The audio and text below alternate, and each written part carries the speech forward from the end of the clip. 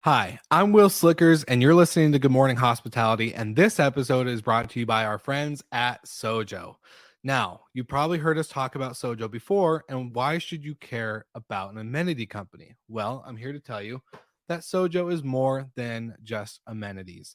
They're actually a software and tech company, and the byproduct of their software and tech is the amenity delivery and logistics. So just like how we went from tape charts to property management softwares, from Excel spreadsheets to dynamic pricing, now we're going from the shopping cart, digital or in person, to Sojo. You make turnover days suck a lot less by automating the bullshit that goes into turning over a vacation home. Get Sojo with the link in the show notes and make sure you get 30 days free by using our link directly. You won't regret it, so get Sojo. Welcome to Good Morning Hospitality, your one-stop shop for the latest news, noteworthy trends, and thought-provoking discussions across the industry. From hotels and short-term rentals to all things travel and hospitality, you'll find each episode equips you with the information that you need to start your week. Join us on Good Morning Hospitality every Monday, wherever you get your podcasts. Hey, We're in. We're we back. are in. We're back. Oh my gosh. Okay. You know what I think I'm going to start doing moving forward? We'll figure out how to do this technically, but I think I'm going to have to start each episode with some random song playing in the background.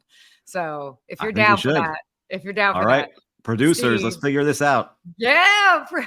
Oh my gosh. Claire's going to be like, what are you getting me signed up for? A party in the morning. That's what I'm getting me signed up for. Hey, good morning, everybody. Welcome back to another episode of Good Morning Hospitality. We are going to be covering a lot of great topics today. And why don't we go ahead and do a roll call? We've got a couple people that are already joining in. I see Jeremy Weiss is joining us. You're in Israel. I know that. So that's why I can say that on your behalf. Oh, wow. From Tanzania. Oh, so on my list, I need to go to Tanzania. What else? Jason, tell us where you're joining from. I mean, I have an idea, SoCal. But everybody else, let us know where you're joining in from. In the meantime, by the way, what happened right before we went live, and I'm going to do this to Steve because it was amazing. Steve, what was your little radio thing that you did right before we went live? You have to grace everybody with your presence. Listen, what stays backstage or what happens backstage stays backstage. But we'll just say Steve was coming live from the 305. Bring the energy today. We're just doing some rapping in the back. Oh my gosh, I love it. Yeah, we're definitely going to start with some fun energy moving forward because why not? So, my gosh, you got to bring the laughs, especially when it's early in the morning. So today we've got some interesting topics that we're going to be talking about. I'm sure many of you have been following along with what was going on with the Vegas hackers. We'll talk about that. And actually, it's been happening in other cities that Steve shared some intel with me on that. So we'll dive into that. And then also talking about what's going on in New York City. There's a change in accommodation offerings that's going to be impacting tourists.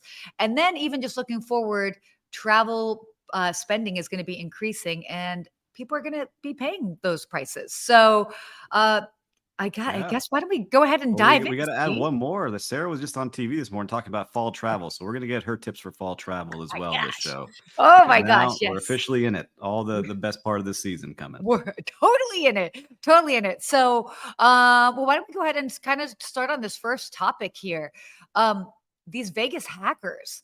So for those that maybe didn't hear or weren't paying attention, there were a couple of big hotels in the Vegas area that basically had hackers that, I mean, they were under a cyber attack. They were freezing everything. People couldn't run credit cards. People couldn't check in. They couldn't issue keys. Mm-hmm. It was insane. And it was taking people hours to check in, those that were still, committed to coming there and staying at that property.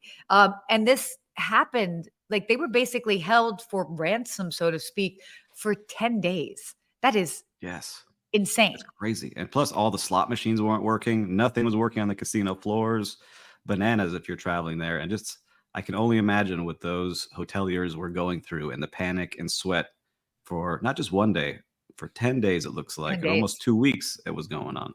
Yeah, So it's just wild to see that we're so connected with technology that 100%.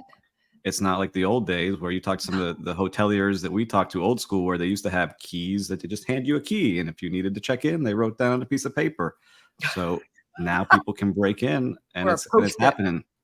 And they've got a Exactly. cool name. It's called the Scattered Spider Group, and they're not sure where they're coming from, but they Yeah. speak native English, and it sounds like the way they're getting in. And if you were listening to us live, give us some comments of what you've heard too, or what you've seen at your hotel. Is that Mhm. they're getting in by using a person's name on LinkedIn, checking LinkedIn, or checking social media and saying, "Hey, this is Steve Turk.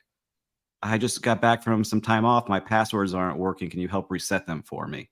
And they're Isn't that sending insane? emails as somebody to another person that would be a normal email, and they're clicking on it and breaking in, and then Yep. holding these hotels hostage for tens of millions of dollars. Mhm. And to give you an idea, I thought that these like numbers were pretty interesting. I mean, okay, look, everything is bigger in Vegas. You know, you've got like the sheer volume that they're doing, but Caesars, for example, um, is like to give you an idea, their computer shutdown a cost the company approximately $8 million a day. So if you're looking at 8 million times 10, you're looking that's like costing them about $80 million.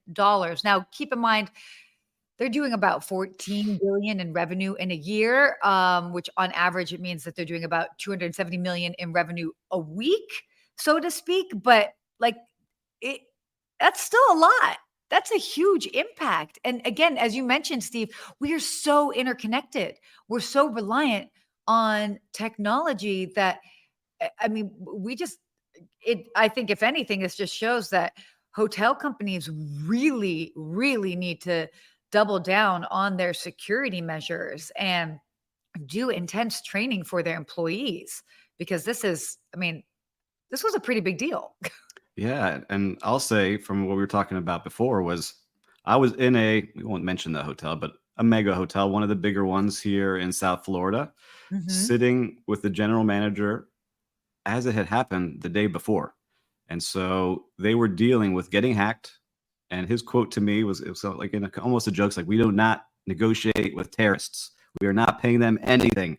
We are shutting down the operation." They did everything by paper. They called Oracle, rebuilt their whole system. Really? And they did it over 7 days, rebuilt it from scratch as best they could. They lost a lot of guest information, Yeah, of but they were course. not going to pay because they said, "Look, they're always going to keep coming back or try to keep attacking This us is if we do." true. This is So, true. Wow. mhm, Wow. That's crazy. And to give you guys an idea as far as like what type of numbers they were holding for ransom, different hotels than what Steve was talking about. But Caesars, for example, in Vegas, or technically based in in Reno, I Reno, guess. yeah, Yeah, Caesars in Reno.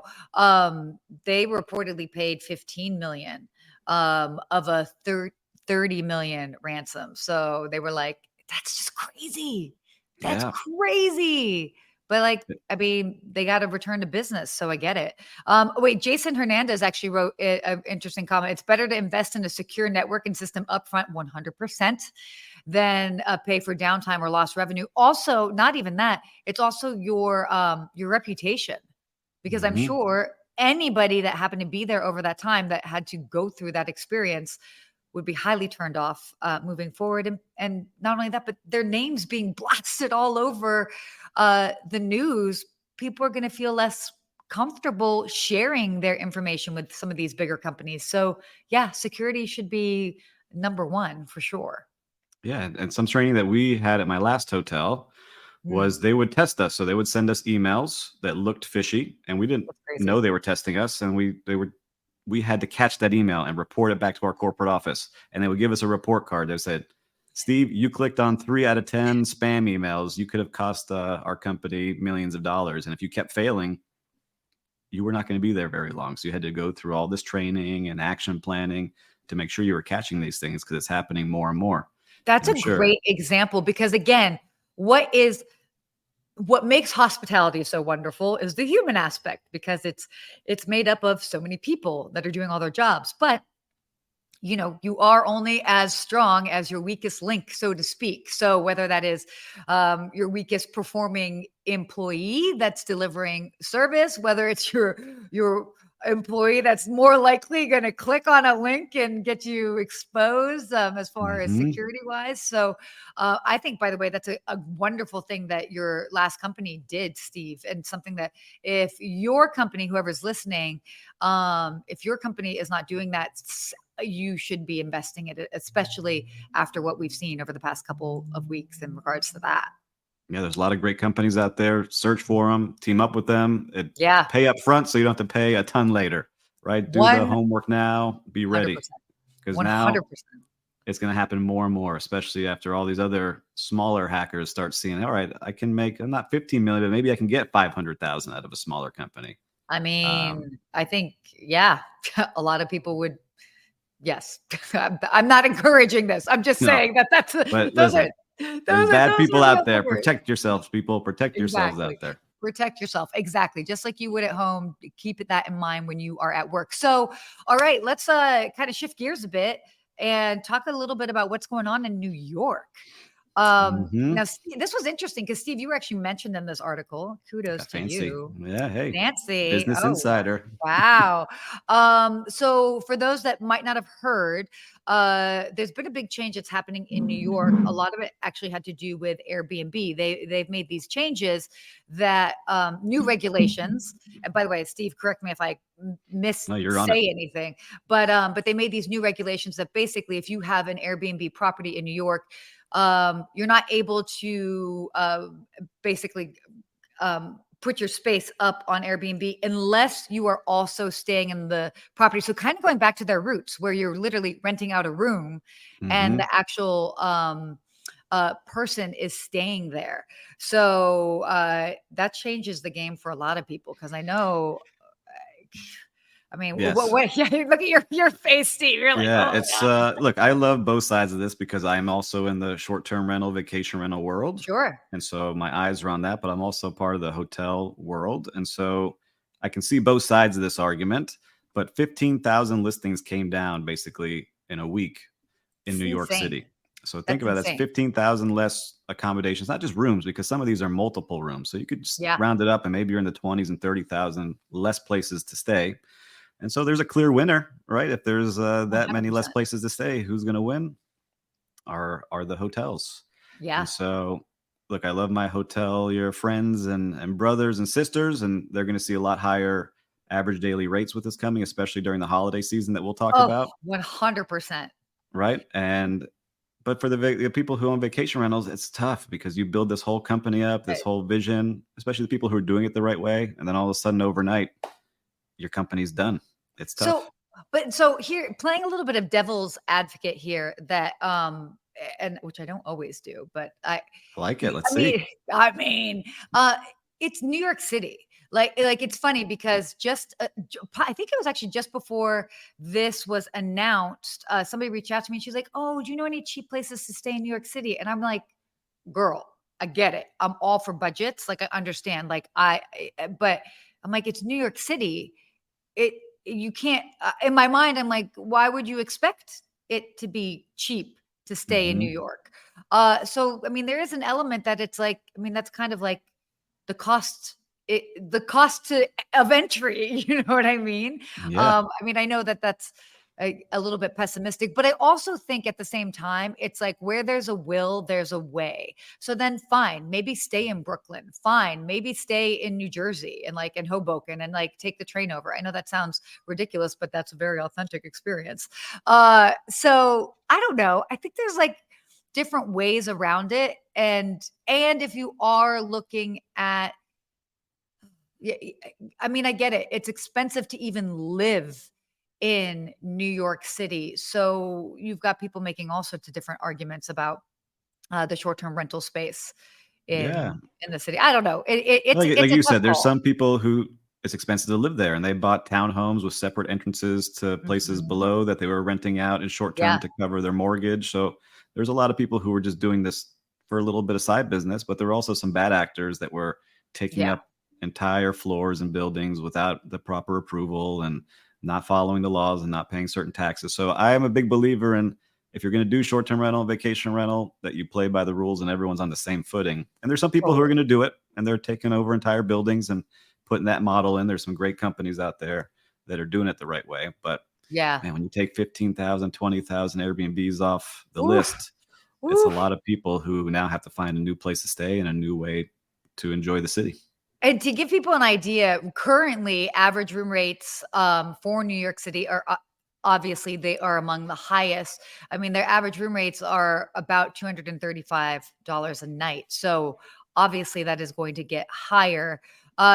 Funny. And I think it just is also like a matter of perspective of like where you live. And I mean, I've always lived in big cities from, Atlanta, Washington, DC. I lived in New York. I live in LA now. And I'm like, $235 a night for a hotel in a major city, like actually seems like a deal. Yeah, it seems reasonable.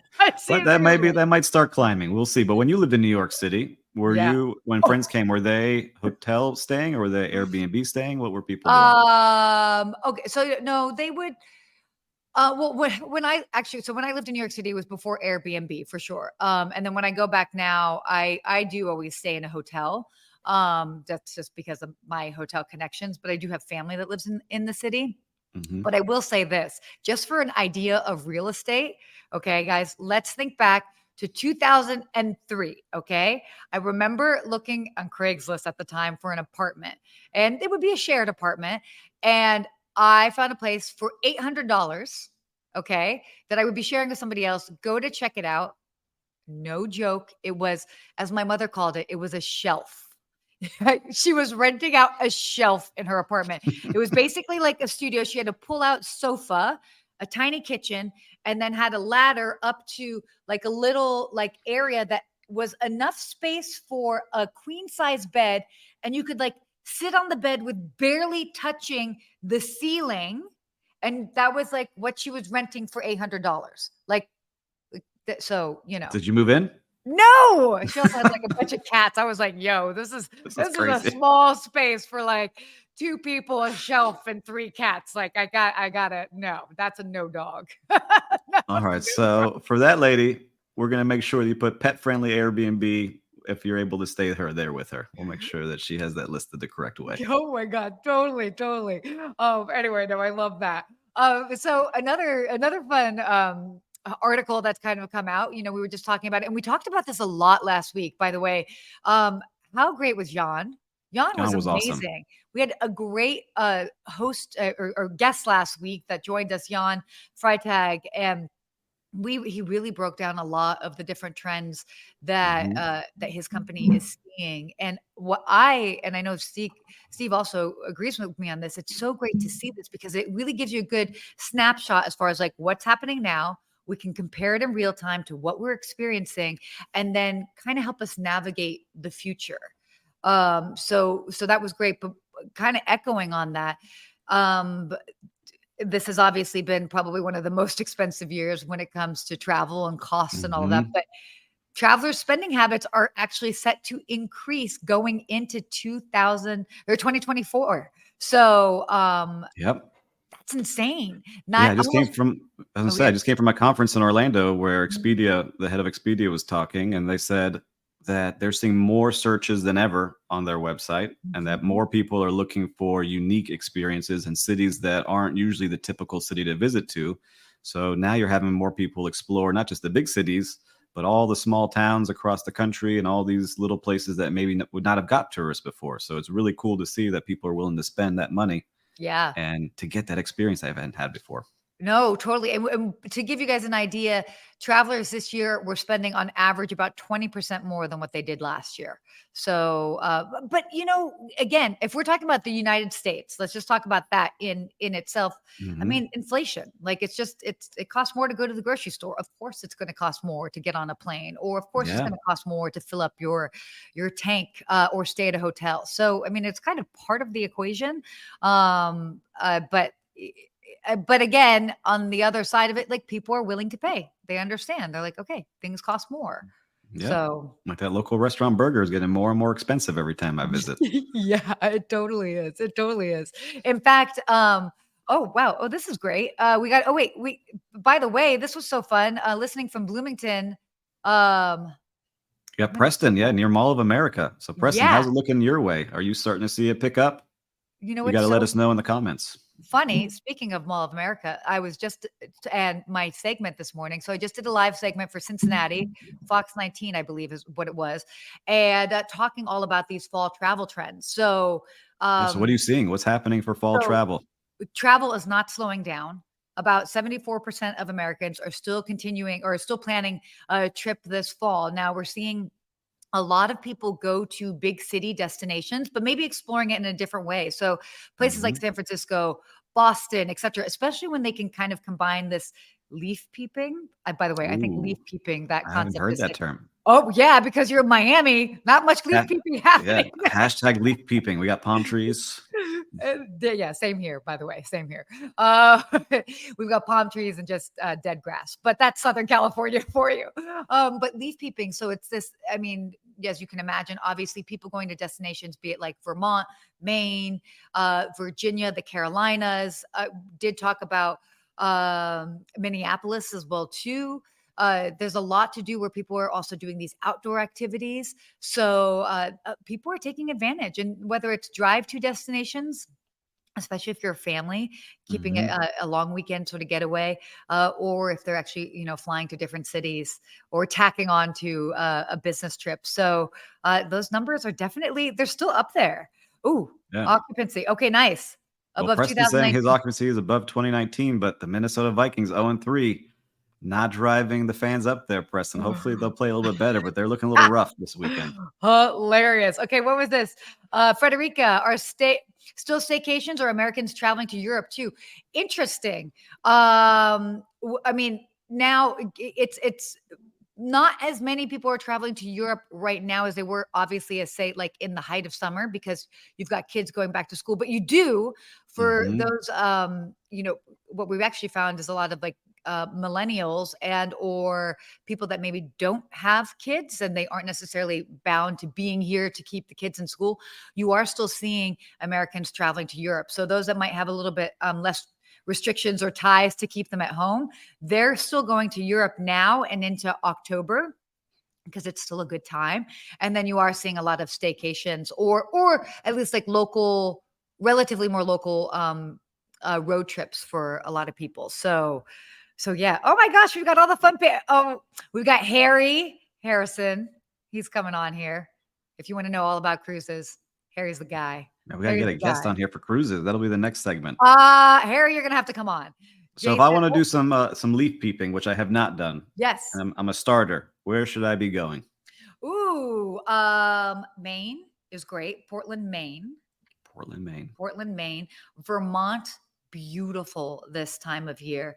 Or even you can consider the Pacific Northwest. So you can head over Mm. to even Seattle, Seattle, Washington. Yeah, my brother's there right now. Oh, yeah. I got to ask So him what he's seeing. exactly. He's peeping some He's leaves. peeping. He's peeping some leaves and some rain, he said. That's crazy. Oh my God. We are having way too much fun with this.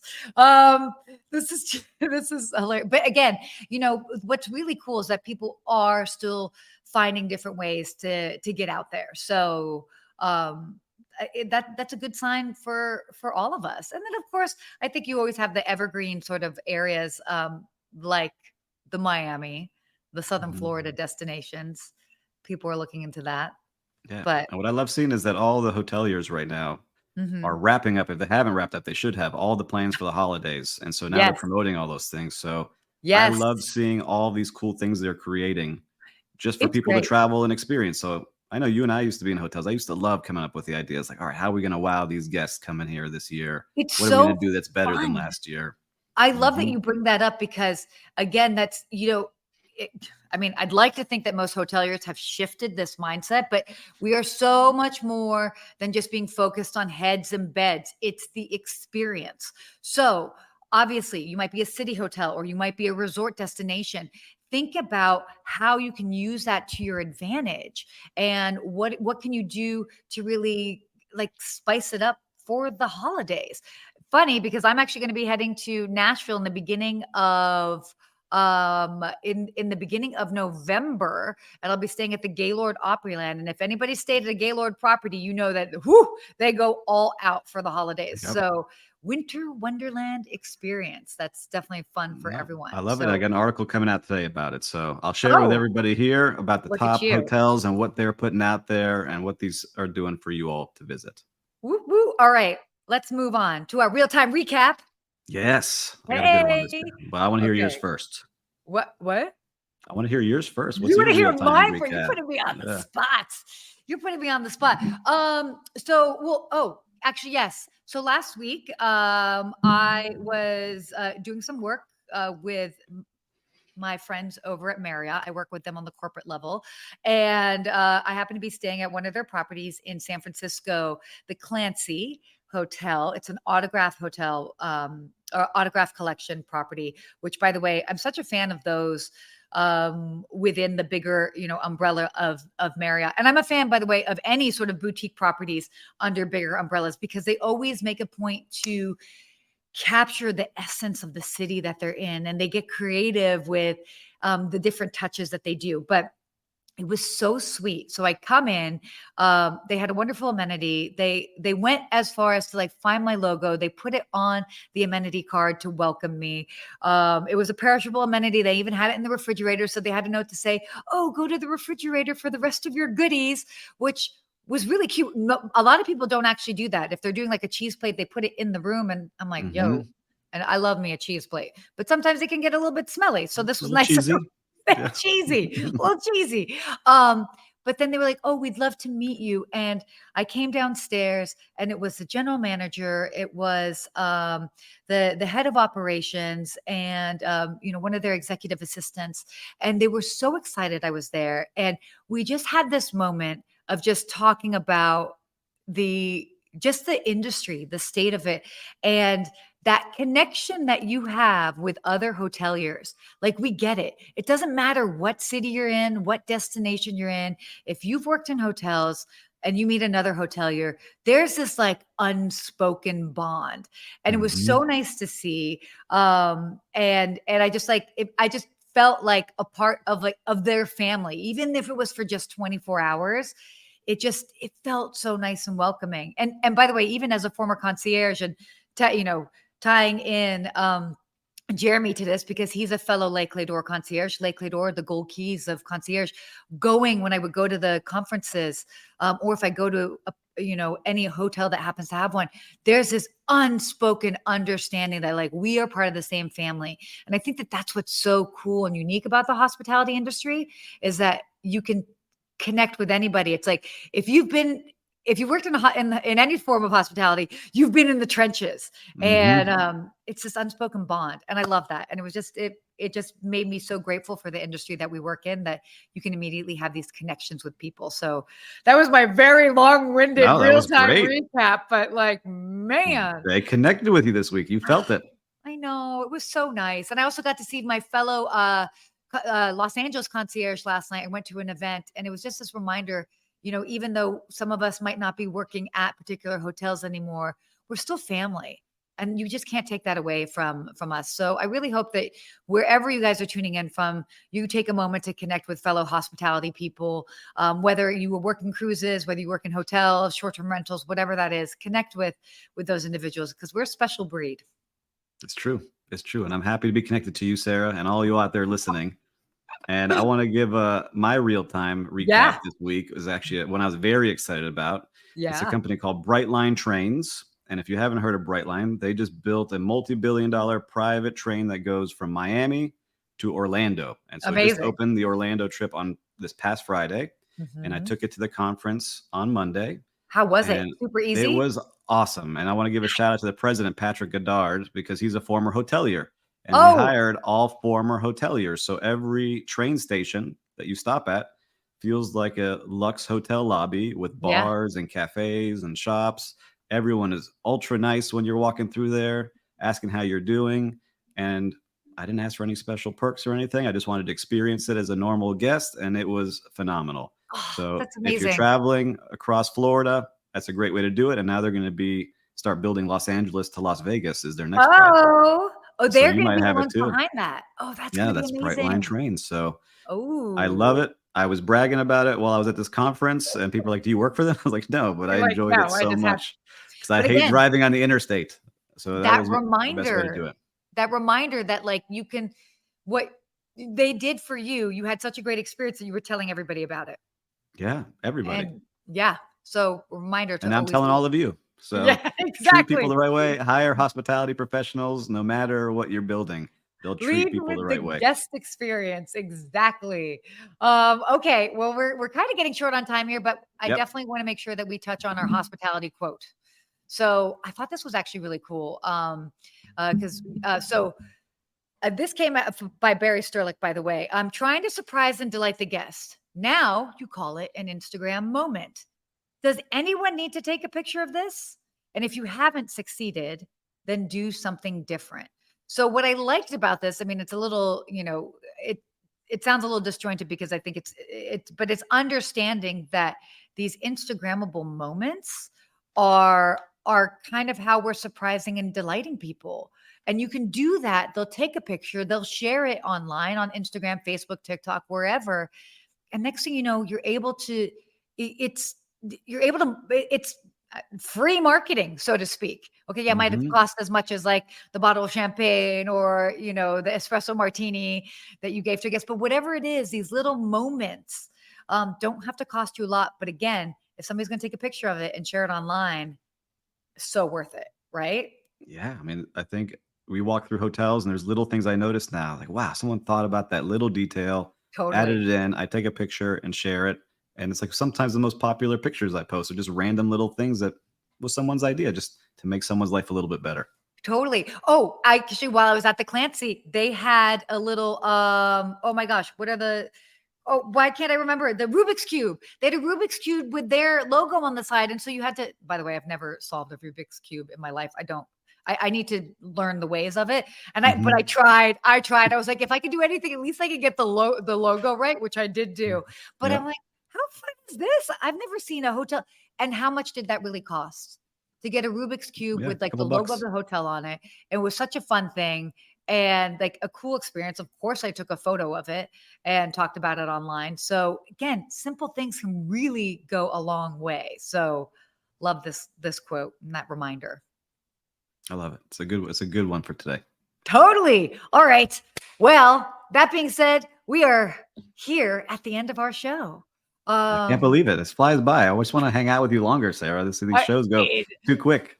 Don't worry. Next time, I'm also going to have a soundtrack too. So if you guys have any songs that you like, definitely share your song requests right here. We're going to keep them PG just because that's what we do. But let us know. We can start every segment with a song and a little bit of a dance. Okay, so that being said, you guys, hopefully you enjoyed today's episode and our previous episodes.